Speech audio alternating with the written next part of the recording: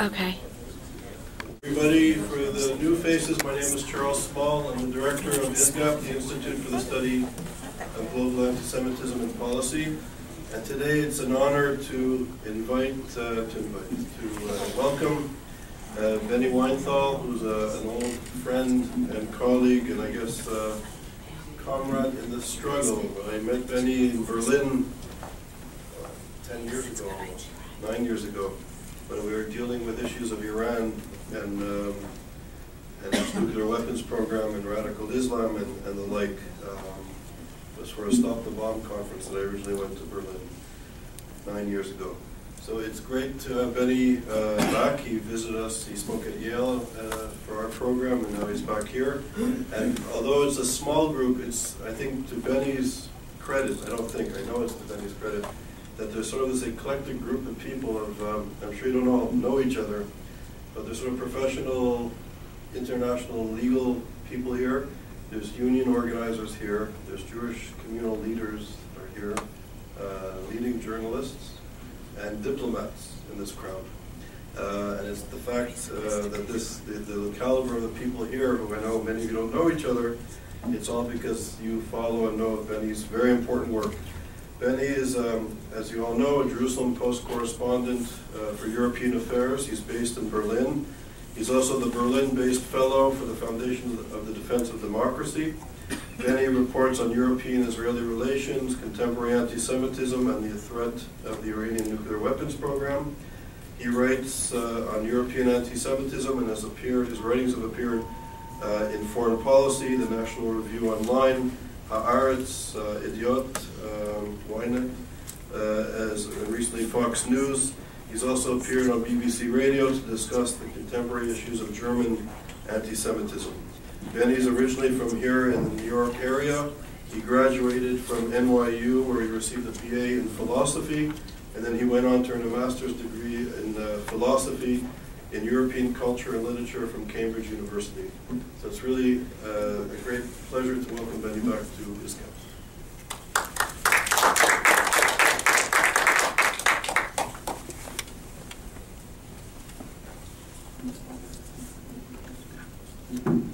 Is this loud enough? Okay. Some of the audience members asked me to extend my talk beyond 30 minutes to about 4 hours. So we're going to order pizzas and there'll be food until, I guess, what, 9:30, 10. I know it's an exciting topic. You'll be wide awake. Let me start by first thanking Charles for the invitation to speak this evening. His institute is devoted, open quote, to fighting anti-Semitism on the battlefield of ideas, close quote. And it's crucially needed right now and playing a very important role in countering the growing tolerance and promotion of anti-Semitism in many parts of the world. So Charles, it's a tribute to you. You've accomplished a great deal, and the Institute is still in its nascent phase. And I'd also like to thank the staff members who have helped put this talk together. Jenny Pigot, is she here? She's downstairs. She's coming. Downstairs, and Jasmine Nazarene for their tireless work and outreach and helping me get an obsolete projector to show cartoons because I'm still mechanically inept when it comes to PowerPoint presentations.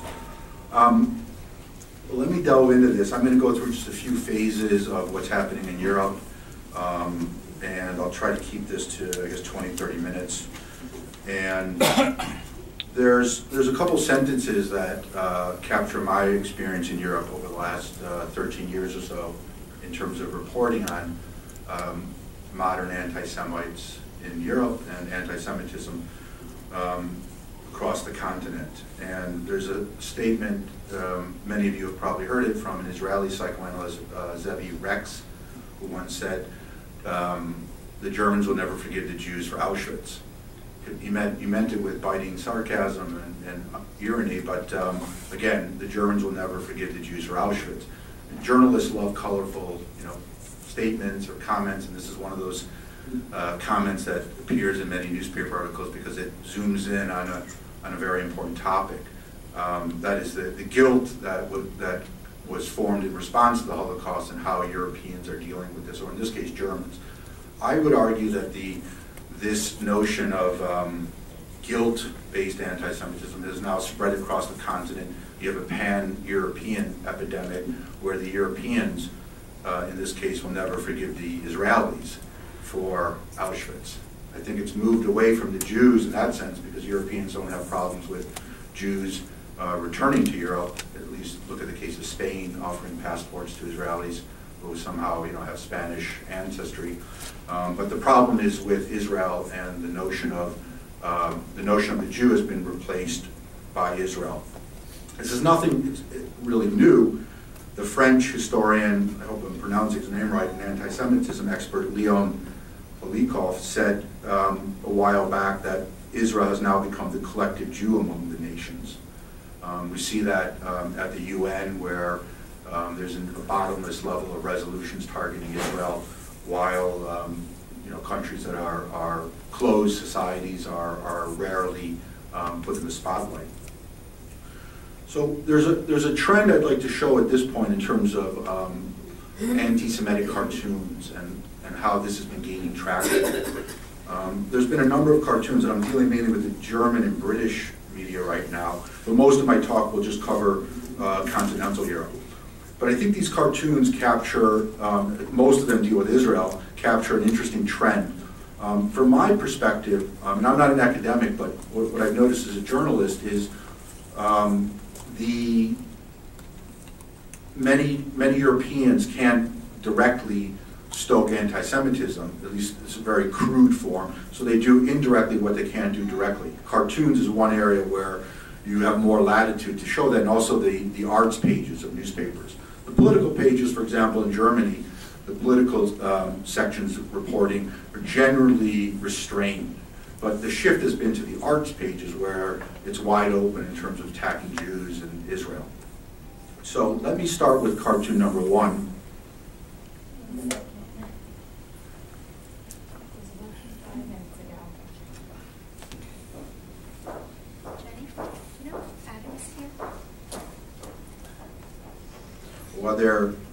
While they're putting together the projector, the first cartoon, and some of you may have heard about it, appeared in a newspaper called the Süddeutsche Zeitung, the southern German paper. That's how it's translated. It's in Munich. It's the largest broadsheet in Germany, and it actually has a joint publishing relationship with the New York Times. They publish once a week. This paper has had a peculiar obsession with Israel and Jews over the last year. And they published a cartoon just I think about 4 or 5 weeks ago, showing Mark Zuckerberg as an octopus. Do any folks here remember that? Okay. And that's the cartoon. Hopefully we can get on the screen.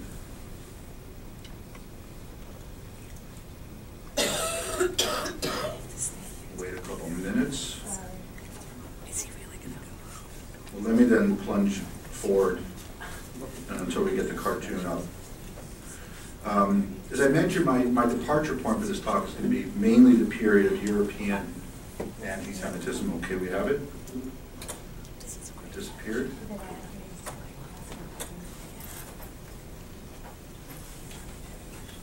There we go. Okay, that was the cartoon. So you can see what after Facebook purchased what apps, is that what it's called? For, what was it, 19 billion? This cartoon appeared in the Süddeutsche.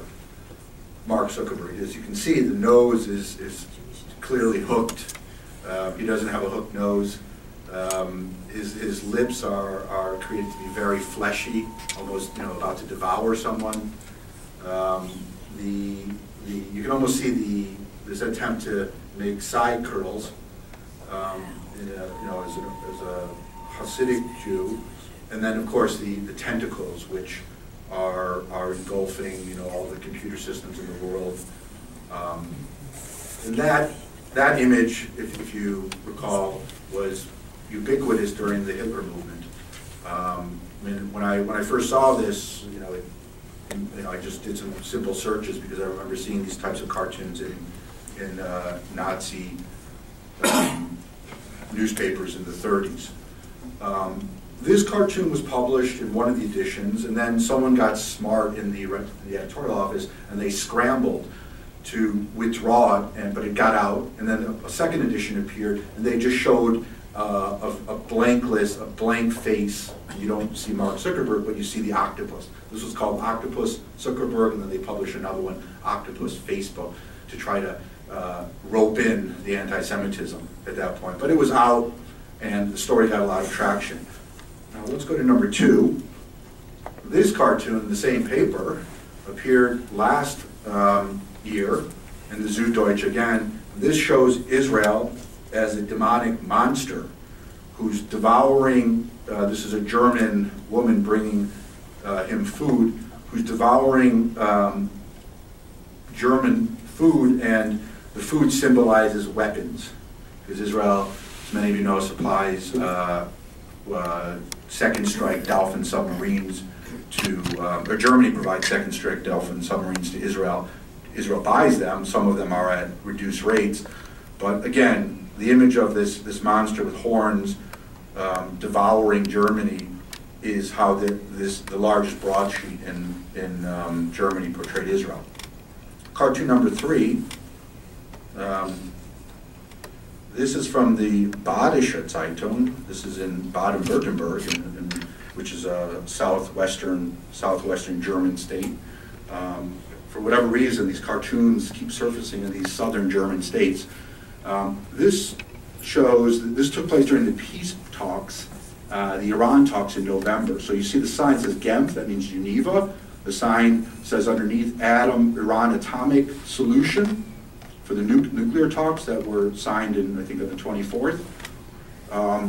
And that's Netanyahu on the right, on a mobile, saying, I need pigeon poison and snake poison. And you can see his briefcase, it says Netanyahu and Company, and the snail, which is, I think, on the pigeon, is the symbol of peace. So he's calling to get poison, to poison the peace process, which, according to at least a number of scholars I've spoken to, conjures up this notion of Jews, poisoning the wells during the medieval period, and that anti-Semitic trope.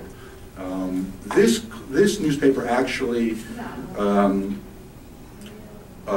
went to great lengths to defend the cartoon and wrote me responses that it's not anti-Semitic because it's only depicting the peace process. It was also published, it was published before they actually reached an agreement, but during that hot period of talks in Geneva. It was published on the Pogrom Day in Germany, 1938, November, in early November, November 8th. They said that it was pure coincidence. So number 4, again, you'll see this is from the Stuttgarter Zeitung, also in Baden-Württemberg. These are regional papers, but in many ways they reach audiences that generally wouldn't be reached by the large newspapers, and they can influence public opinion. It shows Netanyahu, again, with a poison container that says settlement construction, and he's pouring on a piece of bread that would be used to poison a pigeon. And below it says, give me more pigeon poison.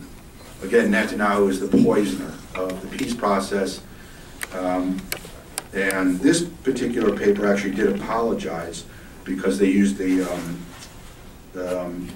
song from a German Jewish writer. This "Give Me More Pigeon Poison" was a song, and his daughter complained bitterly that this is anti-Semitism, and he didn't have the right to use her father's song. So they sort of apologized because they used the song, not really because of the anti-Semitic trope. Then number 5.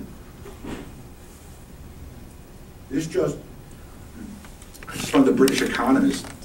Many of you may have seen this. Has got a lot of traction in the media because it's an English publication with a very good reputation. Shows Obama on the left, of course, chained to the U.S. Congress with the Stars of David on the symbol, suggesting that the U.S. Congress and U.S. foreign policy is controlled by Jews. To the right is Hassan Rouhani, Iran's president, and suggesting that he's controlled by hardliners who are burning the American flag or being pulled back, not even controlled, but you can even see the difference in the level of strength that he's sort of being tugged away, where Obama's chained to American Jewish power. It's a very powerful image. The Economist actually did, I think, pull down the cartoon. There was a lot of back and forth. Didn't apologize, but said something along the lines that this could have sent a message that we didn't want to intend, or they did publish a correction on the website. So there was some movement to try to diffuse the criticism. Thanks. There's scores of other cartoons we can go through, but you get the gist that, with the exception of the Zuckerberg cartoon, which was unusual, because this classic form of anti-Semitism is sort of, it's not front and center in the thinking of most Europeans. It's usually mixed, when it is, then it's mixed with turning Israel into a human punching bag. So I'm going to cover, as I mentioned, the period of 2008, really the start of Operation Cast Lead in Israel against, in response to Hamas targeting Israel with tens of thousands of rockets, actually over 10,000, back in 2008 and running up until the present. But just by way of background, I think it's important that I just covered a couple of waves of anti-Semitism in Europe, lethal anti-Semitism, starting with Munich in 1972, the Black September group. Everyone here remembers what happened in Munich. 11 Israeli athletes were killed by a Palestinian terrorist group and a West German police officer. Last year in Der Spiegel, Germany's most influential magazine, there was a bit of revisionist history going on, because the Spiegel wrote, I'm quoting, open quote, "It was not brown Nazi help," close quote, but it was the Spiegel argued in this article that a right-wing Nazi actually aided the Palestinian terror group. In fact, that was a form of revisionism. There's a long history of scholarship showing it was German leftist radicals and Palestinian terrorists. One historian whose work, Dr. Wolfgang Krausauer, whose book hasn't been translated into English, writes a lot about this topic. He was very upset, and this is the quote, "It was not brown Nazi help, as the Spiegel writes, but rather a joint work of German left radicals and Palestinian terrorists." So that needs to be countered, because I think a lot of what's happened over the years is, many of you may have heard of the group, the Red Army faction in Germany, who worked closely with Palestinian terrorists. This group is sort of now has this image of a Bonnie and Clyde group, among many Germans. So their lethal anti-Semitism is played down, their alliance with fundamentally anti-democratic groups in the Middle East and terrorists is played down, and they're viewed as sort of this Robin Hood, Bonnie and Clyde gang that really wasn't terribly bad. But as you can see, they played a role in a number of attacks on different communities in Germany and abroad. One other event that preceded the '72 Olympics was a bomb planted in the West Berlin Jewish community in 1969. This has gotten very little attention in the States, but the German left, some Maoist group in West Berlin, helped plant this bomb. It didn't explode, and I found sometimes you find these wonderful nuggets in the internet. The JTA, the Jewish Telegraphic Agency, reported in 1969, the chairman of the West Berlin Jewish community described a recent bombing attempt at the community center here as, open quote, "the greatest incident against German Jews since 1945, close quote." Heinz Galinsky was the president. He was an Auschwitz survivor. Then he went on to say he was disappointed by, quote, "the weak public reaction to the incident. He deplored the silence of church leaders, politicians, and trade unionists, especially certain intellectual circles who at other times were quick to demonstrate." Now, Galinsky, Galinsky's words in 1969 still resonate today. If you look at what's happened in Europe in 2012, many of you remember Hezbollah blew up an Israeli tour bus, killed 5 Israelis in July, and their Bulgarian bus driver. And over 30 Israelis were injured. Hezbollah is declared openly anti-Semitic measures, not just against Israelis, but Jews across the world. So this type of, and the reaction in Europe, of course, was to discuss how they could sanction Hezbollah, but they first had to see if it was really a terrorist organization or it's a social service organization. They were unclear because they provide social service benefits. Eventually, they only sanctioned part of the group, its military wing, and it's impossible to distinguish between the groups. So that's the first stage, 69 to 72 in Munich. I would add one thing about Munich. I'm sure many folks here saw Spielberg's film, Munich. The problem with that film is it depicts Israel's response as one of, say, putting this in scary quotes, Jewish revenge, or a form of avenging the deaths. Israel didn't respond in terms of revenge. Israel's response back then, Golda Meir, who was prime minister, the response was, we're painfully frustrated because the Europeans keep letting the Palestinian terrorists go. So a number of them were apprehended, one in France, who then contacted the Germans in Munich, who said, we don't want to deal with this. He was let go. So the Israeli government at that time just sort of threw up their arms and said, how can we deal with this? The Europeans are releasing terrorists. They're not pursuing the perpetrators. And that was the response to initiate this operation. The second phase of lethal anti-Semitism, again, it's mainly Western Europe and Central Europe, took place in Paris 30 years ago. The attack on a synagogue in Paris, a bomb was detonated, killing 4 people and injuring more than 30 others. A year later, 1981, a member of the Palestinian organization Abu Nidal stormed a bar mitzvah celebration with hand grenades, machine guns, killing 2 and wounding 30. The third stage is what's taken place really since the Second Intifada in 2000 and 9/11. And that's where Burgas took place, the attack in Bulgaria, Hezbollah, and probably Iran. At least the Israeli government and the Americans in July 2012 said it was a joint Iran-Hezbollah operation. Later, the Bulgarians determined it to be the Interior Minister to be members of Hezbollah's military wing that were behind the attack. But it was an Iranian-sponsored attack in that sense because Iran and Hezbollah are strategic partners. So it's really impossible to separate them. In the same year as the Burgas attack, just 5 months before the attack, in March of 2012, another attack took place.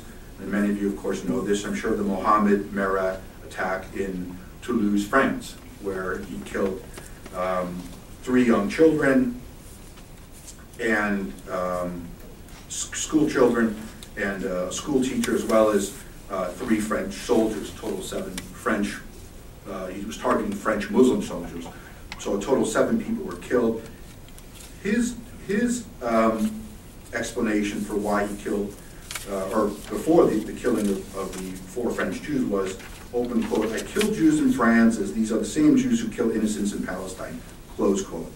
His brother, Abd el-Qadar, explained that his brother's outlook, open quote, "My mother always said, we are the Arabs, we were born to hate Jews. This speech, I heard it all throughout my childhood," close quote. So this is what's animating, it's just not this French Algerian family, but it's animating huge swaths of the French Muslim community in France. It's interesting because it reminds me of Sartre's quote from Sartre, the French philosopher, when he said, "Words are more treacherous and powerful than we think." And that's certainly, when you follow anti-Semitism, you can see the ad nauseum attacks on Israel and Jews with very intense language. Wow, it's already been 15 minutes. I really need 3 hours. So let me fast forward in terms of I think what's been forgotten in Europe. I mean, there's a lot of Western scholarship and Israeli scholarship on the origins of anti-Zionism or the new anti-Semitism, but it's really not that new. The Europeans, especially, and it's from my perspective, it's really interesting. A lot of left-wing journalists and Marxist professors in Europe actually diagnosed this problem in the late 60s and 70s. A couple of examples. Jean Omri, an Austrian Jew, survived the Auschwitz, very prominent journalist, very prolific. He wrote in the late 1960s, quote, open quote, "Anti-Zionism contains anti-Semitism like a cloud contains a storm," close quote. Remarkable when you think about it, because right now there's huge debates about whether there's such a thing as anti-Semitic anti-Israelism. Jumping ahead, Hans Meyer, another Marxist literary professor who fled the GDR, the East German communist state, to live, or he left to live in West Germany, said in roughly 1975, open quote, "Whoever attacks Zionism, but by no means wants to say anything against the Jews, is kidding himself or others. The state of Israel is a Jewish state. Anyone who wants to destroy it, avowedly or by means of a policy that can have no effect other than such an annihilation, is practicing the hatred of Jews of yore and from time immemorial," close quote. Again, it's a remarkable statement. It's coming from the left. So what's interesting today is, as folks know, the attacks from Israel, this ad nauseum, this bottomless pit of attacks directed at the Jewish state are from the left. Judith Butler, literary professor, is one example, who, by the way, she's teaches at Berkeley, and she promotes Hamas and Hezbollah's progressive social movements. This is what she said at a teach-in in 2006. She's also a fan of Theodor Adorno, another Marxist sociologist, philosopher, who, along with Max Horkheimer, after the war, came up with a theory that I think really helps explain what's happening in Europe when you combine it with Israel. Their notion of, they use different terminology, secondary anti-Semitism, or sort of a very fancy sociological word, guilt defensiveness anti-Semitism. And their idea was basically captured by this quote from this Israeli psychoanalyst, "The Germans will never forgive the Jews for Auschwitz." So to put it in sort of a kitchen sink psychology terms, many Germans, Austrians, and I think it's more widespread now across Europe, are sort of filled with pathological guilt about the Holocaust. How do they respond? They want to purge it, cleanse it. They beat up on Israel as a way to do indirectly what they can do directly against Jews, because it's politically and socially incorrect to attack Jews in Europe, although it happens. So that's the theory, and now that theory of this guilt defensiveness anti-Semitism has now merged with this relentless attack on Israel. Butler, of course, is a famous fan of Adorno, but she doesn't recognize any of his pro-Israel positions. He was actually very pro-Israel, very concerned about German leftists after the Six-Day War, whose eyes were filled with rage about Israel because of the defeat of the Arab nations. They suddenly flipped within a short period of time. And it's amazing when you just look at the German leftist movement. They were, after the Holocaust, 50s and 60s, very pro-Israel. Suddenly, the student movement flipped within a rapid-fire period of time, and this scared Adorno. One other person I should mention is Henrik Broder, a German Jewish journalist, very prominent journalist who's written a lot about this.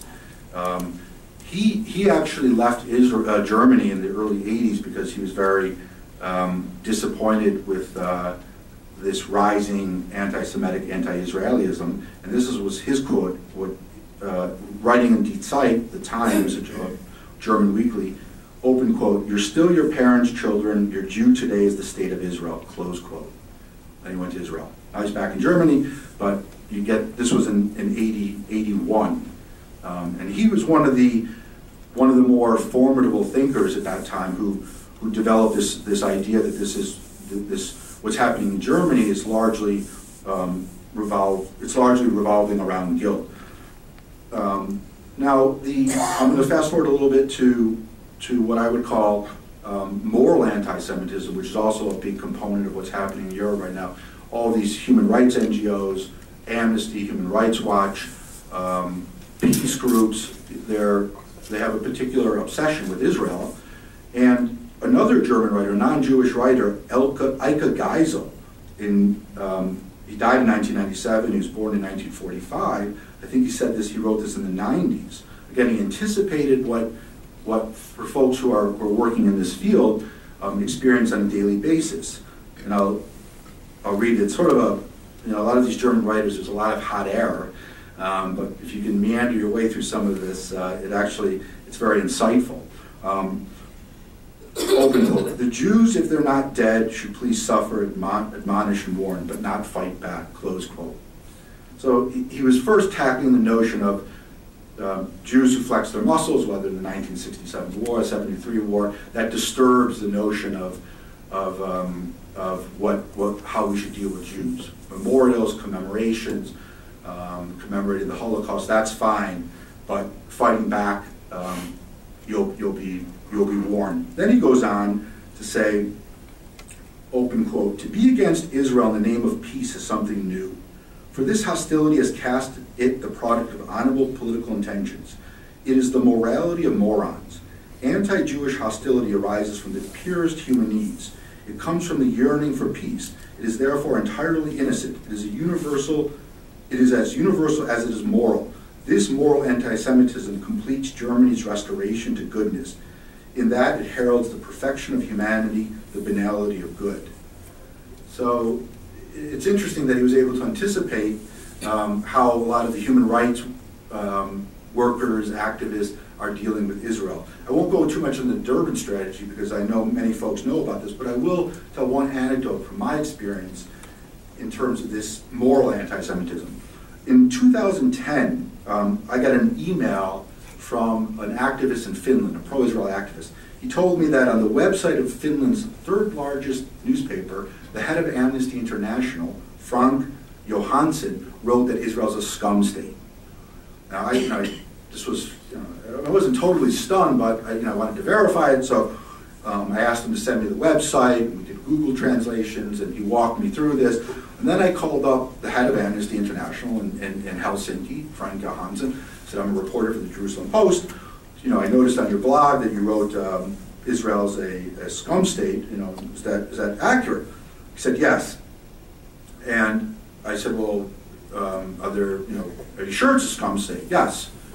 I said, "Okay." And then he justified it, and this was also in his blog, quote, "A friend of mine who works in Israel was visiting. And while piling wood in the shed, we got to talk about his favorite topic.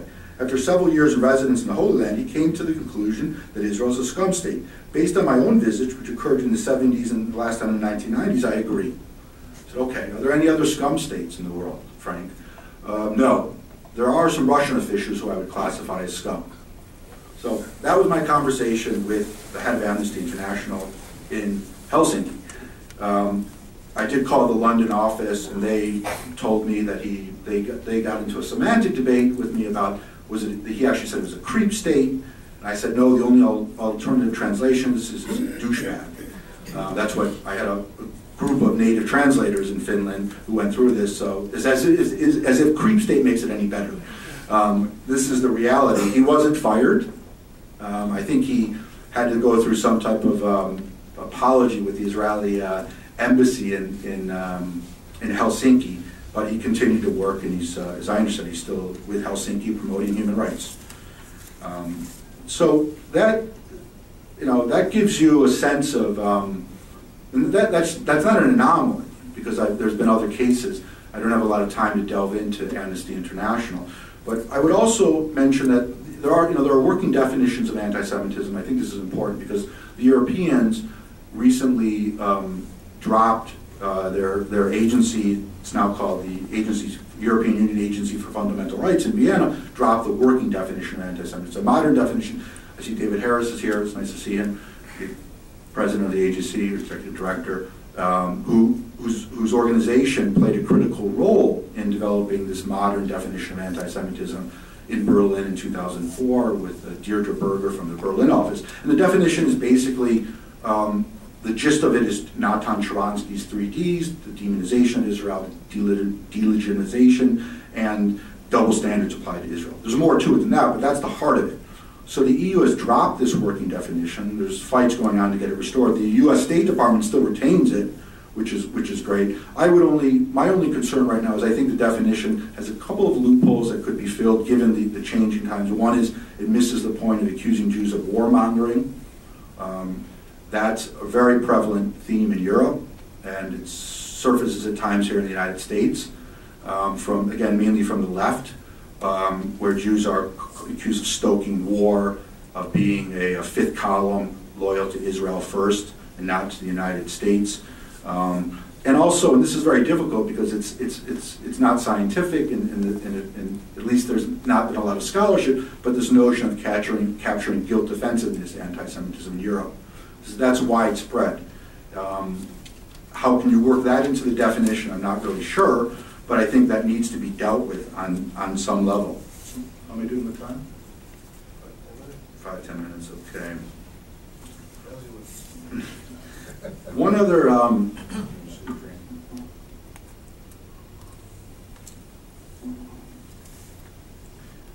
I just wanted to quote Henrik Broder, because I've followed his writings over the years. He's not well known in the United States, but in Europe, or at least in Germany, the German-speaking countries, he has a very prominent role. This was testimony he gave to the Bundestag, Parliament in Germany in 2008.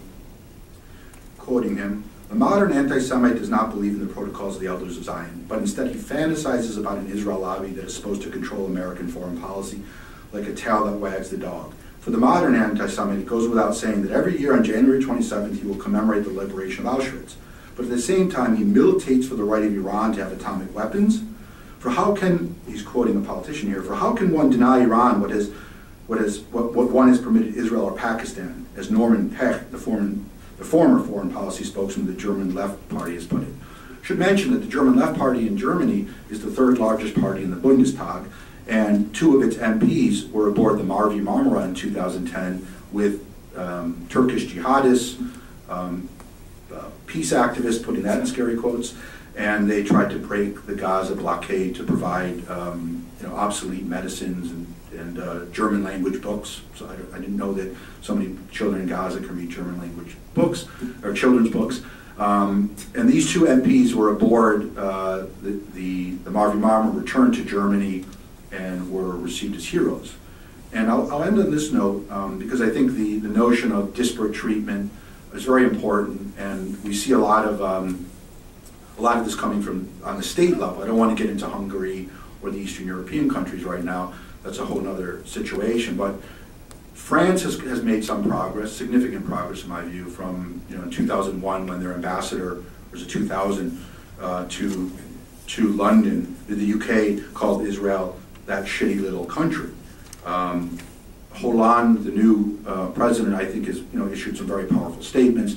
His interior minister the other day at a memorial event for the Toulouse murders explicitly said anti-Zionism is anti-Semitism. So that's very encouraging. The critics, of course, would argue that's what needs to be said in the mosques, in textbooks, in every public forum, and instead of at sort of preaching to the choir at a Jewish event, shifted to where there's going to be real crossfire, and that's unfortunately not happening.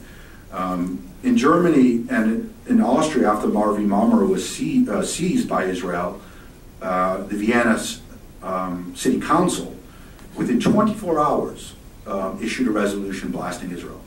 There was no investigation. And again, the only thing that unified the city council from the far right, the neo-Nazi right, which was the party of Jörg Haider, remember him from Austria, to the left, the Social Democrats, to all the different parties, they were able to unify on one issue, a resolution blasting Israel. There was not one dissenting vote.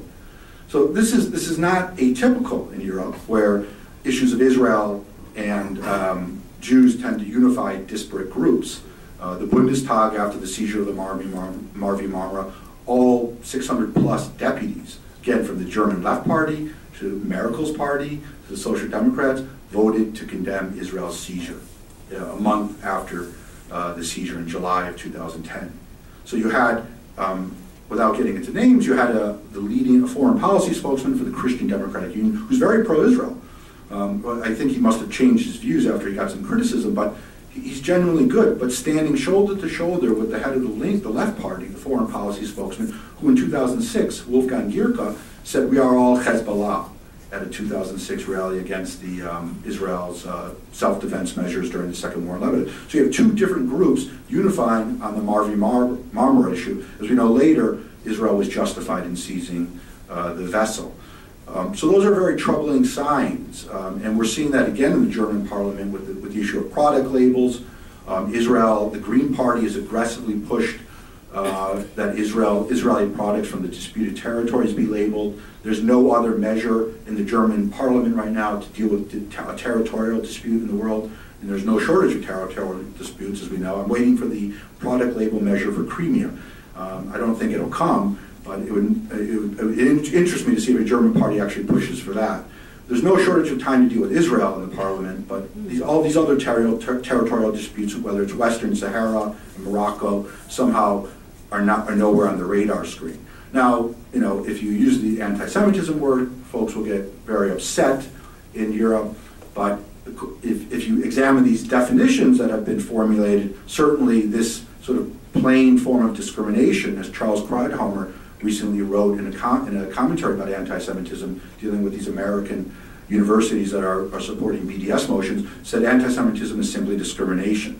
He's right. That would help, I think, enlighten folks about what anti-Semitism is in terms of many of these examples.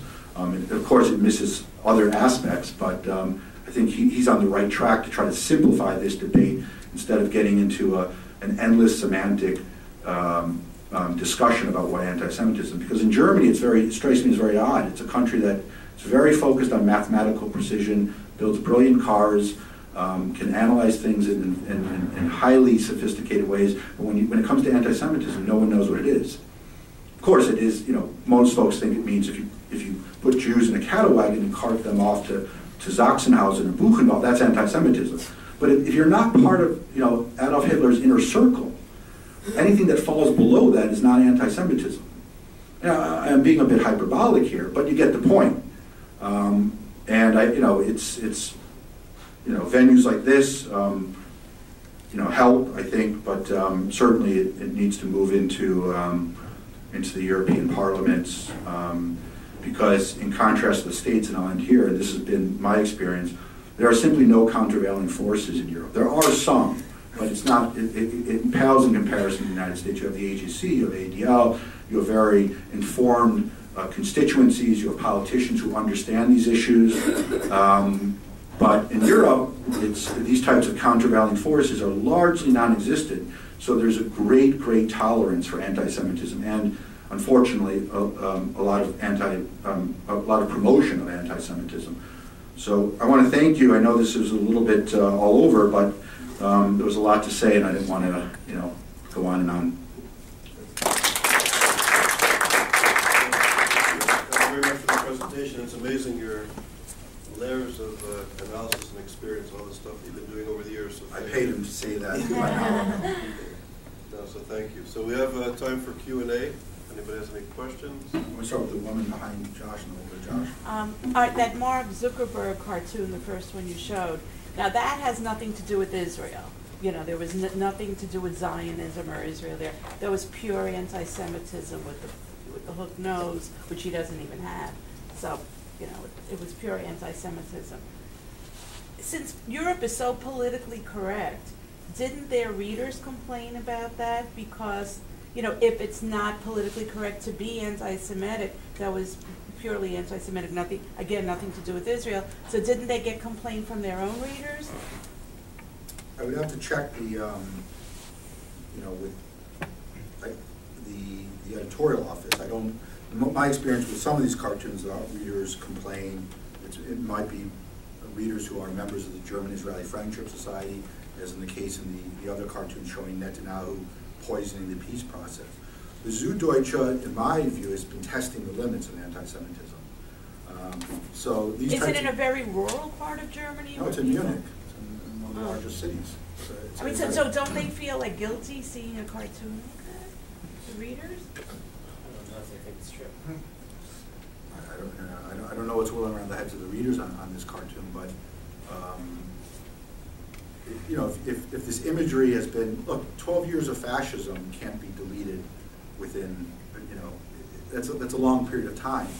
The Zuckerberg case, that image was very ubiquitous during the Hitler movement.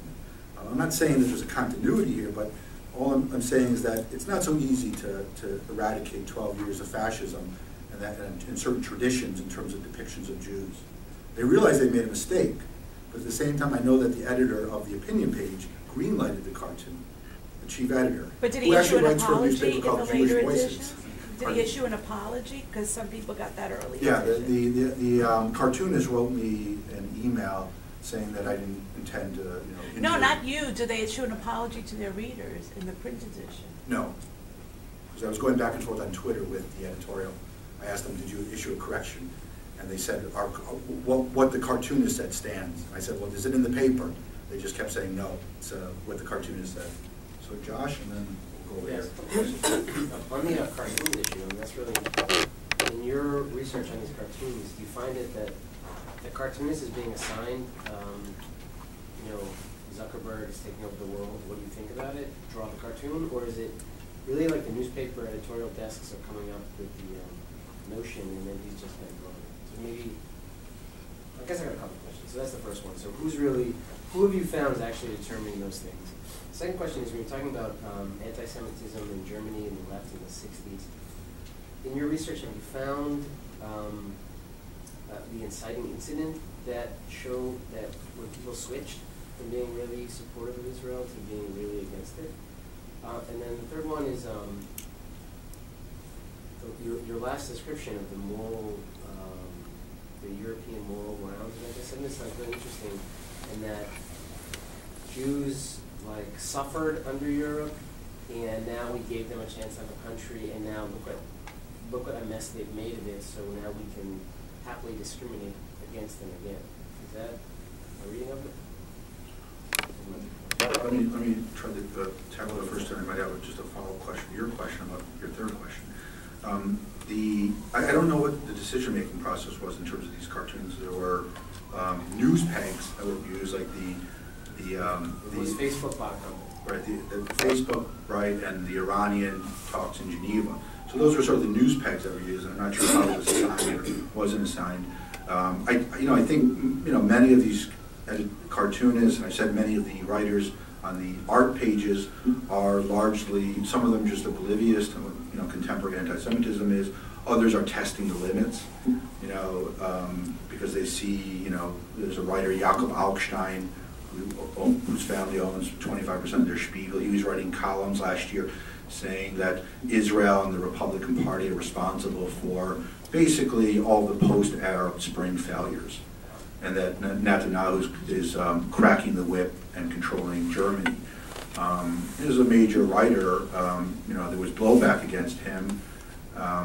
Your second question dealt with in the 60s. The 60s. I mean, I think it almost sounds like it was turning on a switch. Yeah. The light bulb went on, and the student movement suddenly shifted from sort of generally pro-Israel views to anti-Israeli views, while the academics, including, as I mentioned, Max Horkheimer and Theodor Adorno, who actually were affiliated with the AJC, as I understand it, David, right? They did research.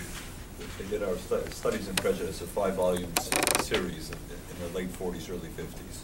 Right, which also isn't well known because folks focus on other areas of their work, but they made major contributions in connection with the AJC in terms of really understanding the inner workings of post-Holocaust anti-Semitism and during the Hitler movement, although not as much.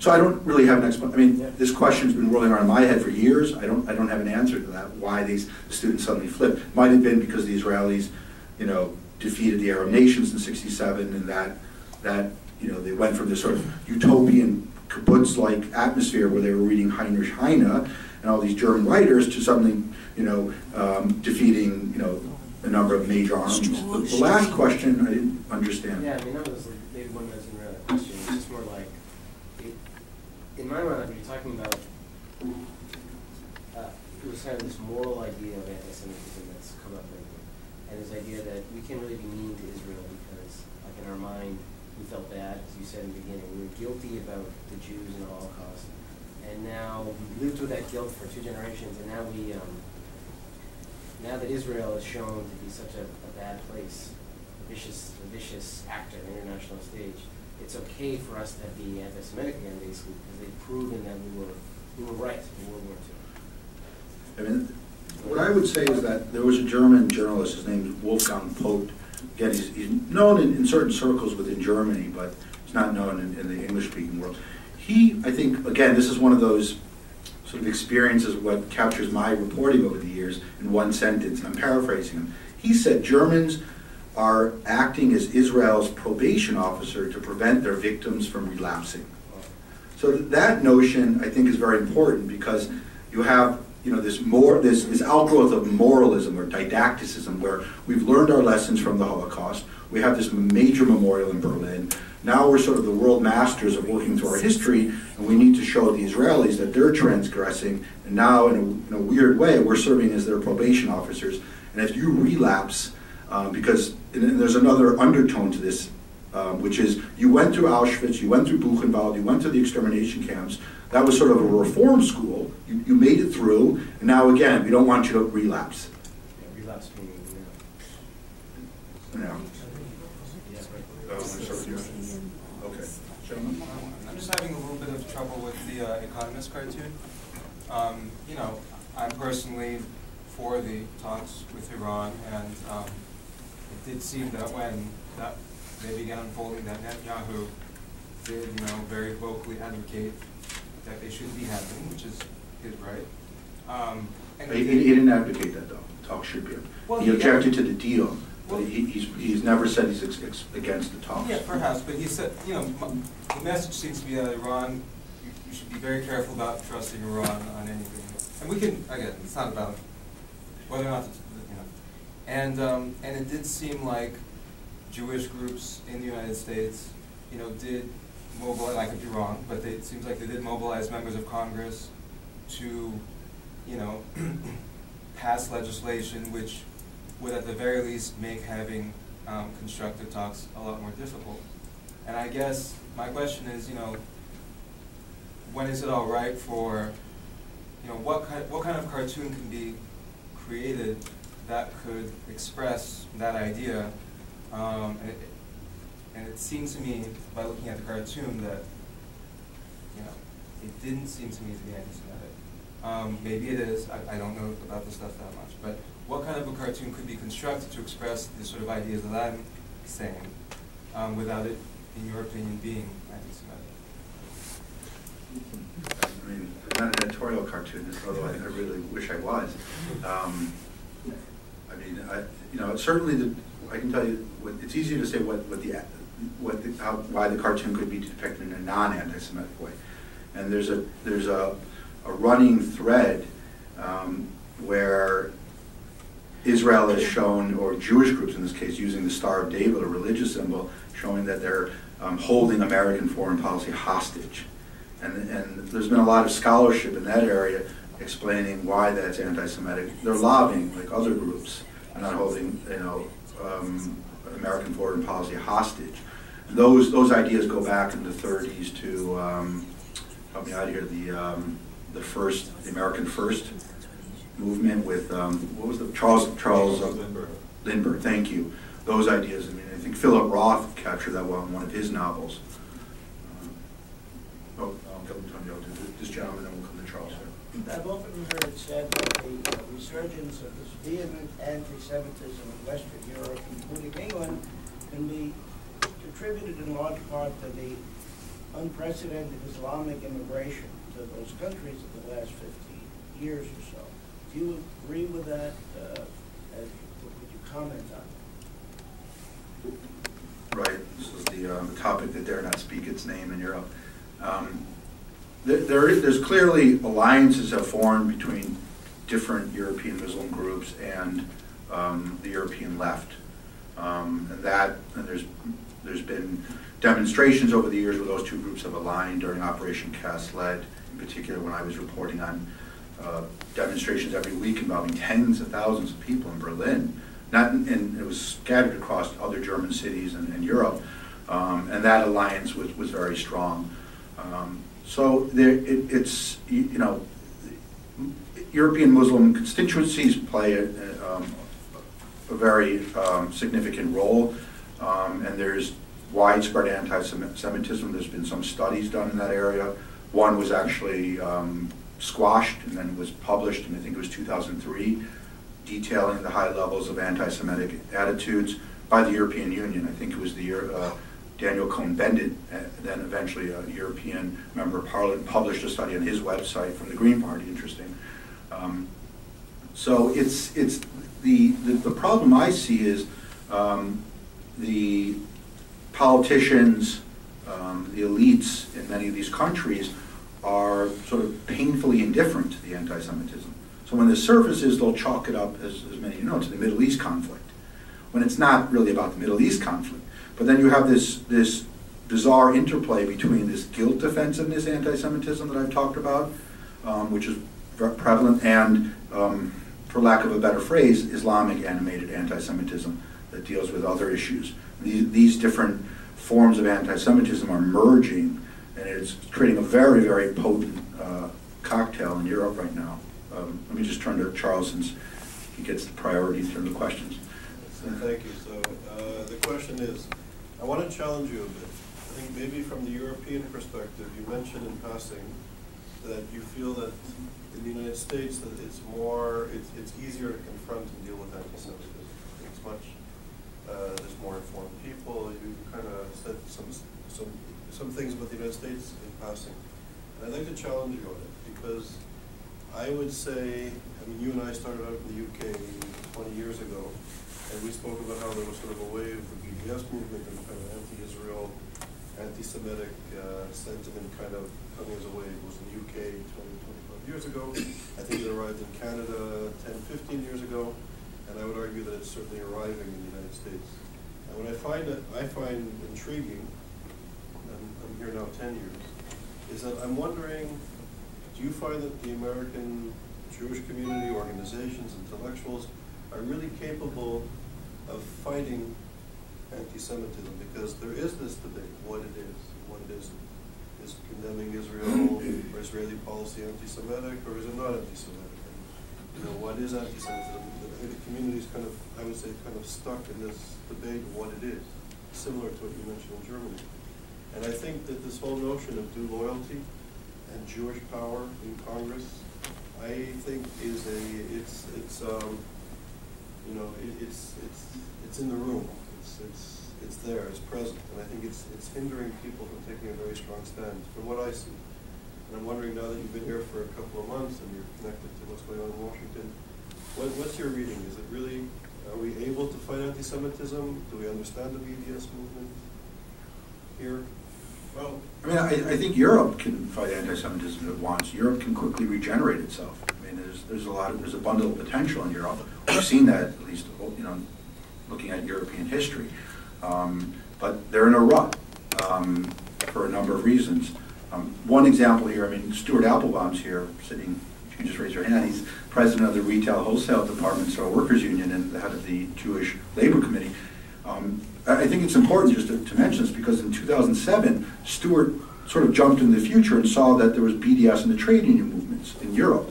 What he did was they organized a petition campaign and got all the major labor unions in the United States to sign on to a petition opposing BDS in the trade union. That petition worked its way across the Atlantic Ocean in Germany, where I was, and helped crystallize an anti-BDS program in the German labor movement. And I think around the continent, because the Germans are clearly Germany is the most powerful and labor movement. So, I mean, we've seen that happen, but I think where the actual fight back has to come is from the American liberal, progressive, left community, and that's going to be a challenge. And I think, in my view, most of the work will need to be done on a sort of grassroots organizing level.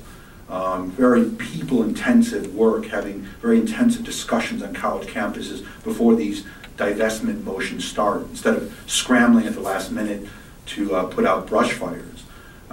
What I think is disturbing in the States, at least what I've seen, and I've been divorced from the States for a long time, so I'm not, you know, immersed in this like you folks are, is this notion of charging Jews and Israel supporters, even non-Jewish Israel supporters, of stoking jingoism. this type of, or as you point out, as being a fifth of having dual loyalties, being overly loyal to the state of Israel as opposed to the United States. This stuff, which has creeped into the mainstream discourse here, which I didn't see a number of years ago, is folks should start sweating about. But I mean, I don't. Again, I think it's a tough question. But I guess I'm more skeptical about the top-down style organizing that takes place in terms of fighting anti-Semitism, media work, putting out flyers, public relations, which is important. Don't get me wrong. And I'd like to see more sort of organizational work on the grassroots level, sort of creating mini movements in hotspot areas where these are problems. Because most Americans, in my view, are not, thinking, during the course of work, American Jewish power controls Congress, and they want to stoke wars. This is coming from certain elites, academics, and the same is true in Europe. This is an elite-driven thing. Look at most of the anti-Semitism in Germany. Günter Grass, What Must Be Said, right? His famous poem accusing Israel as wanting to wipe out Iran. This is, and that Israel's the greatest threat to world security. It's a Nobel Peace Prize, a Nobel winner for literature, who's actually getting a platform again in the Süddeutsche newspaper, the one that showed the Zuckerberg cartoon. That's where his poem was published. And just to add one more point to that, the Spiegel writer who owns 25% of Spiegel, Augstein, even went further and said Günter Grass speaks for all of us. He said that this notion that that Israel's a danger and that this comes from represents all of us. So he went even further, but he wasn't accused of anti-Semitism. Only Grass was. And there was, to Germany's credit, most of the journalists held the line there. Most of the journalists criticized Grass. With Augstein, it was different because he's 46 or so. He's young. He's attractive. When journalists see him, they see themselves. So this is the modern embodiment of a new Germany, where Grass, of course, was a Nazi, a Waffen-SS member. So it was very moralistic, and the Germans didn't like that. So he was trashed right away. There's one other question here. Yep. Thank you very much for your presentation. I'm wondering if there are countries in Europe that demonstrate more intense anti-Semitism, including sentiment against Israel's existence, and if so, why? It's a mixed bag right now. I mean, I guess one litmus test might be, I'm going out on a limb here, is the UDI, the Palestinian Declaration at the UN for an independent state in 2000. Help me out here. 2012 was it? Israel? No, thank you. We have a UN rep here, so I can defer to his expertise from the Israeli consulate. Thanks for coming. So the countries that, only one country in Europe supported Israel in opposing that declaration of independence from the PLO. That was, anyone know? Huh? Hmm? No, Ireland. Ireland will want to dismantle Israel. I don't Huh? know. Czech Republic. Czech Republic. Was that it? Oh, that's right. That's right. Czech Republic was the only country, Yeah. which was interesting. The other countries, Israel's other partners or allies, Germany, Poland, they abstained. So that's one test. But on the other hand, Germany, certainly in the military and intelligence sector, is providing very, very important help to Israel. Those second strike submarines, I would not play them down in terms of importance for Israel's security. The other measure is UN forums. I think what I've noticed over the last year, 2 years, especially with the election of Rouhani, there's less criticism right now from expected partners in Europe like Germany, Poland, Czech Republic, in terms of criticizing Khamenei, his anti-Semitic statements that take place in these different forums. There's been a significant decrease in European attacks. France is also a mixed bag, Britain as well. Again, one other test, and I'll stop here, is the designation of Hezbollah. The Germans, the Netherlands, of course, designated Hezbollah as a terrorist organization many years ago, 2004, but only Britain in 2008 designated the military wing. after the Burgas attack, there was momentum to outlaw Hezbollah in Europe because they do fundraising, they send fighters to Syria, according to one report. So it's a legal organization. It's not like it's a bodega on the corner, we go up and sign up to be a Hezbollah member, but I see a lot of these members in my neighborhood, and I've seen them at demonstrations. In Germany, there's over 1,000 members right now, legal. It sounds bizarre, but that's the way it is. The Americans, of course, outlawed Hezbollah during the Clinton period in 1995 because they killed, before Al-Qaeda, Hezbollah had killed more Americans than any other organization. So another test would be which countries supported a full ban or a partial ban of Hezbollah.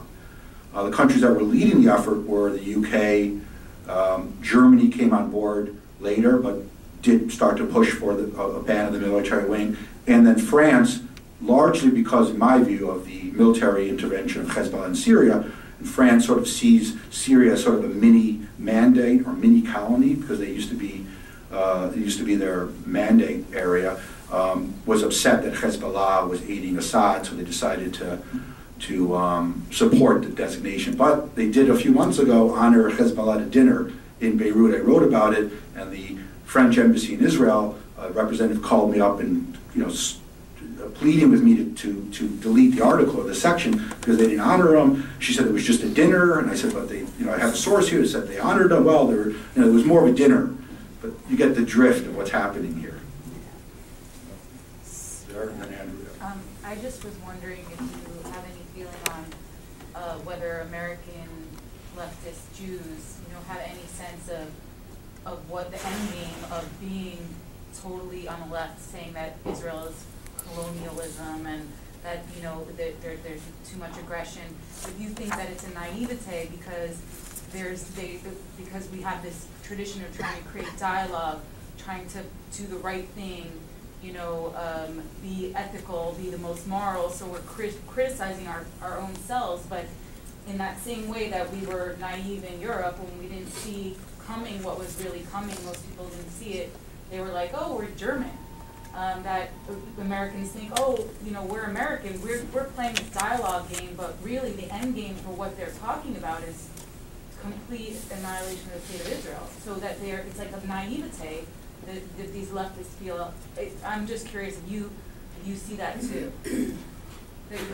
I only scrape the surface in terms of these, debates in the States, with these different groups, Peter Beinart and American progressive leftist Jews, these different groups. So I'm not really immersed in the situation. What I would say though is I think it just doesn't apply to American leftist Jews or progressive Jews. Is there's an absence of understanding that ideology matters.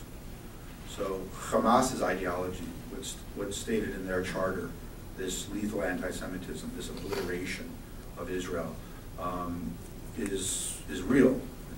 And you have to take this business very seriously. Hezbollah as well. I didn't quote one of the Hezbollah member who was arrested in Cyprus and convicted last year. It's the first conviction, by the way, in Europe. His name was Yaqub. When asked during the interrogation, why were you observing Israeli flights landing? He told them, the reason I do that is I'm a Hezbollah member, and our job is to monitor Jews around the world. That's what we do. That was a quote from him. So, again, ideology matters, and I think Americans, it's just not Americans, it's Europeans, there's a sense when you're not in the Middle East, you're not immersed in the security aspects of the Middle East, you sort of have this very pragmatic notion we can problem solve, and these ideologies will eventually vanish. But I'm skeptical about that, especially what we're seeing in terms of Syria. These ideologies are cause the deaths right now over 150,000 Syrians, mainly Assad's ideology, which is Iran. So Iran. Let me just get one question in. You mentioned Syria. Can you talk a little bit about what you did in Syria, what you were going on and doing? You were recently in Syria, which. Okay. Can I do that? Another question? Thank you. I just wanted to, if you could. The reason I wanted to say is good questions are better than good answers. Sure. Brief contrast how these fourth estate massive institutions like Der Spiegel and the Economist and government, the Bundestag, are they bolstered differently in Europe than America by the fifth estate, the blogosphere, the common man, the semi-legitimate journalism? Do they feel like they have more of a mandate in Europe because of what's being said out there in the world of the web and the social media circle, as opposed to in America, where maybe they have less of a mandate to do so? Is there any contrast in your eyes? I mean, mandate, as I understand it, correct me if I'm wrong, I would interpret that to mean there's more demand for, turning Israel into a human punching bag. And there's a lot of supply side outlets taking place, not just in terms of blogs, but mainstream publications. So when you have this type of demand, especially in Germany, where you still have this old burning desire to deal with the guilt of the crimes of the Holocaust. There was one quote I wanted to mention. Let me just see if I can find it here. If not, let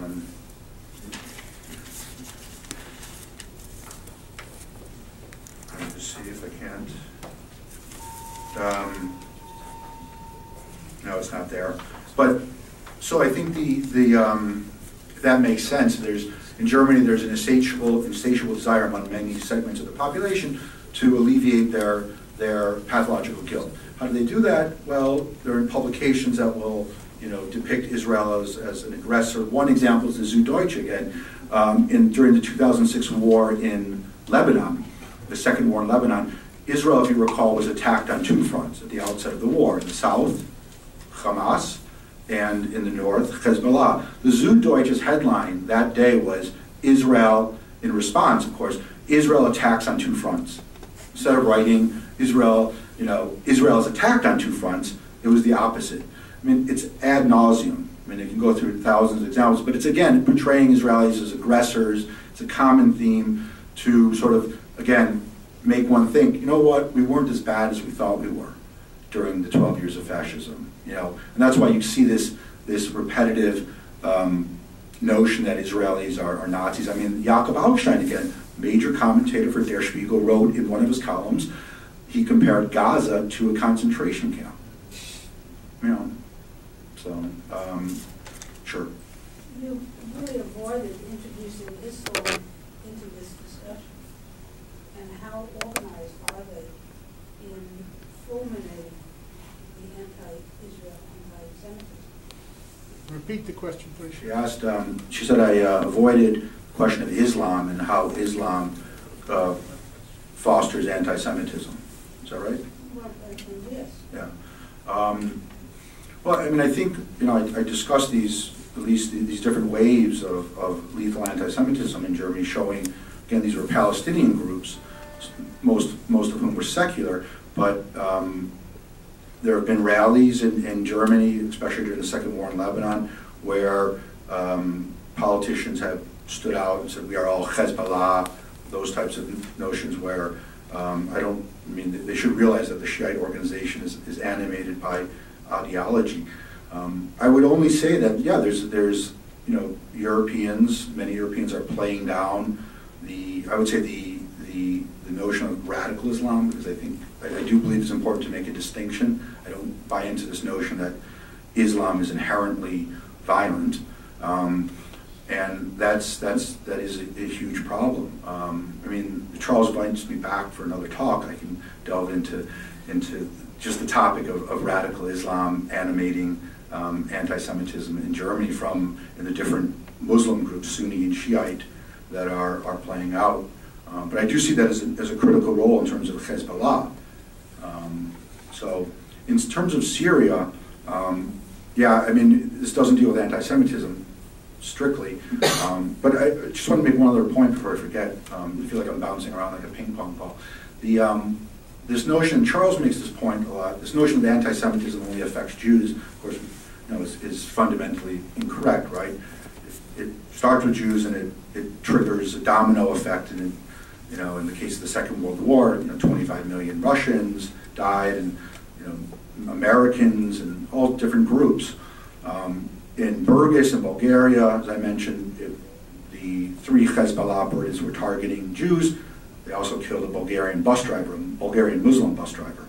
whose wife, when I was in Bulgaria, would not leave her house for at least 6 months and was crying every day, in her mid-30s with, I think, 2 children. The other notion, of course, is in there have been other cases where non-Jews, Jews have been killed. So it's something, you know, just to factor in. I think this point has to get across, I guess, when you're doing this type of pedagogical work, which is very difficult. In terms of Syria, last September, October, I traveled to Gaziantep in southern Turkey as part of I was reporting for different publications for the Jerusalem Post, Fox News, and the Atlantic magazine and National Review on the refugee crisis. I'd actually gone there because I thought Obama was going to lob missiles at Assad in Damascus, but he pulled the plug on that. And I ended up going and did work on the border. I crossed over into Syria, into a city called Jarablus. I didn't go deep in because it's controlled by this group ISIS, this Al-Qaeda group. They control the entire town. But I got a flavor of the refugee crisis, and I had an interpreter with me who was a teacher in Damascus, I believe, or in the Idlib province, maybe Aleppo, I'm sorry, I have to check. In any event, we met with refugees outside of the main camp, and I would ask them questions about, you know, who's responsible for the war, what do you think of Hezbollah's role, Iran's role. Some of them brought up Israel. Other refugees I've talked to, for example, recently in Bulgaria, I was there in February, told me, well, the Syrian Kurds sort of, you know, said we don't have problems with the Israelis. That's expected. The Kurds, you know, really, you know, they tend to see Israelis as allies because of the similar persecution and security issues. But some of the Sunni Syrians, who traditionally were inculcated on a daily basis with Israel hatred, told me, well, I saw the Israelis on the southern front, or Syria on the northern front of Israel, put 2 people in a medical car and help them and provided medical care. And that's sort of interesting because it's spreading. I've done a lot of work reporting for the Jerusalem Post just because I'm intellectually curious about this. What types of interactions and it's very small scale stuff, are taking place between Syrians and Israelis. And of course, this is creating, as one Israeli official told me from the Ministry of Health, good customers bring back more customers, and this is spreading now through southern Syria. So I think last year, Israel, correct me if I'm wrong, there was over 700. So over 700 Syrians who have been treated by Israel, in Israel, provided medical care. One Syrian said, because I've been talking about a clinically depressing topic all day, or this evening, one Syrian grandfather said, who brought his grandchild for care in Israel, said, it's in the New York Times, when this war ends, I'm going to put up an Israeli flag, which I thought was wonderful. Yeah. The lady asked whether or not, to what degree Islam, or radical Islam, was responsible for the rise in anti-Semitism. And I'd like to turn that question around because I've listened now for half an hour. Now, for 30 years I lived in Europe and did exactly what you did, but for a mainstream publication. And I'm curious to know why at no point, perhaps I missed something, you didn't mention the policies of the Israeli government for the last 10 or 12 years or a little bit longer in the what I guess I would call the West Bank, and I originally called the West Bank when I covered the war in '67, and I guess you would call Judea and Samaria. Well, I use the phrase disputed territories. I suppose they are. In any event, that policy is with the current government and certainly its predecessors, it's fairly strong.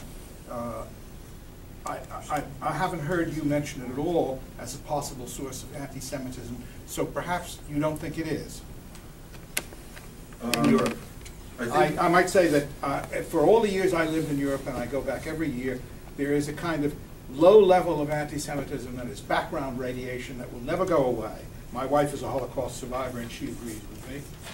And we just expect that to stay there. The question is what happens when it rises to a higher level. I'm quite surprised, for example, in citing things, you didn't mention the remark of Ramon Barre after the bombing of the synagogue at Copernic.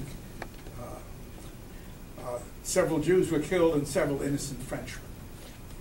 That's the Prime Minister of France talking. That level is something that will never go away. I'm now asking what you think, whether or not you think the policies of the Israeli government, just leave it in what you call the disputed territories, has any role at all. Well, at times when there's outbreaks like the Marvi Marmara, Gaza is not a disputed territory. No, it is not. Diane said during the war, let them choke on it. You know, the studies in Europe really show there's a spike in violent anti-Semitic incidents during this period. Anti-Semitism rises. I do agree with you that anti-Semitism is brooding, always in the background, and it's just a question of what's going to trigger it or activate it. I don't think that the notion of Israel engaged in a territorial conflict with the PLO is producing anti-Semitism. I think anti-Semitism is Daniel Goldhagen's book, and I can't go into it, I reviewed it for the Jerusalem Post, his new book, The Devil That Never Dies, captures the multi-layered complexity of anti-Semitism and how that's, the floodgates have been opened over the centuries and it keeps moving forward. But I think, that type of explanation where a Green Party member during the first Gulf War in Germany for the Bundestag said, Christian, his last name will come to me, said that we don't want to provide Scud missiles or defense mechanisms for Israel. And then once Hussein started lobbing Scud missiles, we don't want to provide defensive missiles. He said, this is the German MP, this is the logical consequence of Israel's policies. Again, what does it have to do with the settlements? I don't see the connection. I mean, I think the settlement construction, is the be-all and end-all for Europeans. It's this notion, if anything should debunk the notion right now that it's not about anti-Semitism, look at the Arab Spring or the Arab revolts, or whatever phrase you want to use. When Europe was fixated on Israel for all these years, they misjudged what was happening in terms of Syria, Egypt, all these countries. Most of these authoritarian leaders, practically all of them, were blaming Israel for everything. The populations who revolted against Mubarak and Assad and Gaddafi, was anti-Israel, were the settlements driving that notion? Were they saying, well, Judea and Samaria should be the Palestinians? Sir, I wasn't asking about Arab anti-Semitism. It's proven it's existed and will continue to exist from the Mufti of Jerusalem on. I was asking about anti-Semitism in continental Europe, which apparently you are a specialist on. Right, and the same thing holds for the experts in continental Europe. When they're writing essay after essay, whether it's the Stiftung für Politik und Wissenschaft in Germany, which advises the foreign minister, or different institutes in France, look at the number of papers devoted to the Israeli-Arab conflict, and look at other conflicts.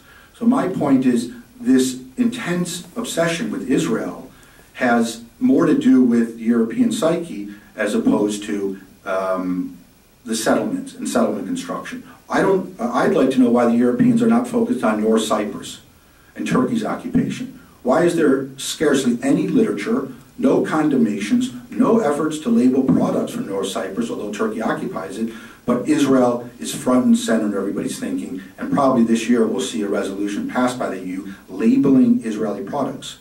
Are the settlements that much of a priority and a threat to world security that they've been turned into the single most important issue for European foreign policy? You're not asking me that question. You're saying they aren't.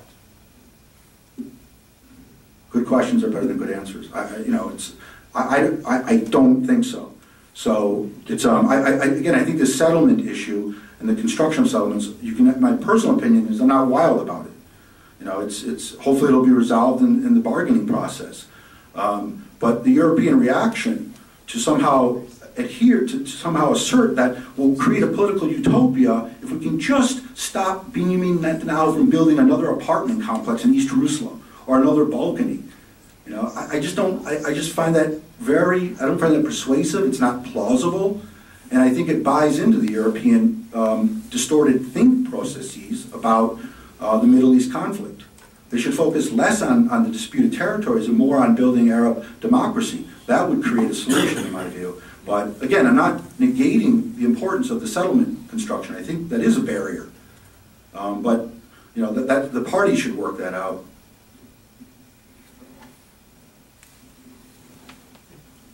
We have time for one more question? Sure.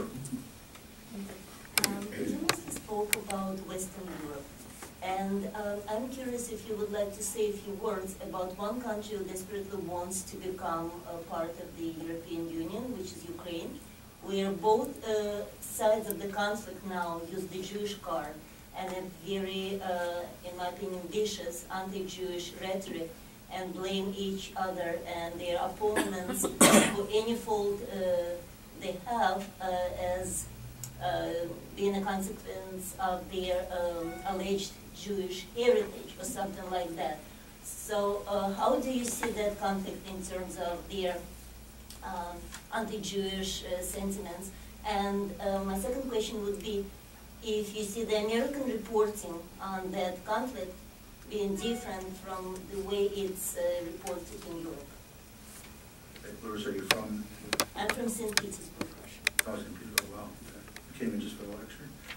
Yeah, sure. Wow, feel honored. Yeah, I'm Ukraine. I mean, I've scraped the surface on what's happening in terms of these competing charges of anti-Semitism. I know there's been some very good reporting in the Daily Beast by Eli Lake, I mispronounced his first name. You can look that up. In terms of Putin sort of exploiting the anti-Semitism card to gain credibility and legitimacy about his intervention. I was in St. Petersburg once, but I haven't delved really into the anti-Semitism in the Ukraine.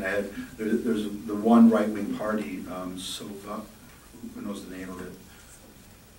They're in the parliament. What's the name? Svoboda. Freedom, thank you. I did some reporting and interviewed some Ukrainian Jewish officials about this party and experts, and they sort of played it down that it wasn't as serious as they thought.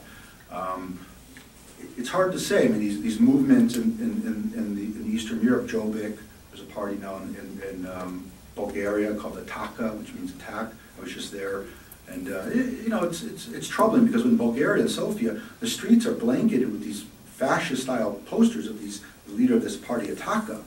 You know, and I would talk to the Jewish community and folks, and isn't this kind of serious? And they have their television station, they have posters blanketing the city. No, they're, you know, it's not going to be a big deal. But in the Ukraine, you know, it seems to me, at least what I've heard from some Jewish figures, and I've only read this in the media, I haven't done any hard reporting on this, is that Putin is, you know, stoking anti-Semitism as a threat to delegitimize the democratic opposition. I mean, if folks have heard anything contrary to that, I'd be curious to hear. You know, Putin, I don't believe Vladimir Putin's an anti-Semite. He's clearly authoritarian, anti-democratic, and very, very dangerous. But he's manipulating things. That's really, I can't say anything more. If someone can answer her question, jump in. Okay, so on that note, Benny, thank you very much. Thank you for all the work you do. Thank you everybody for coming. Tomorrow we have a lecture at 12 o'clock with Clemens Henny, a scholar from Berlin. And please, in your packets, we have the schedules are there for other events. Next week at Columbia University in the evening, we have Ephraim Halevi, who's speaking, the former Israeli ambassador to the European Union, former head of Mossad, and he's a professor at Hebrew University, so that should be very interesting. And there's a whole slew of other events in New York and beyond. So thank you for coming. Website, I hope? It's all on the website. Thank you very much. Thank you, Ben.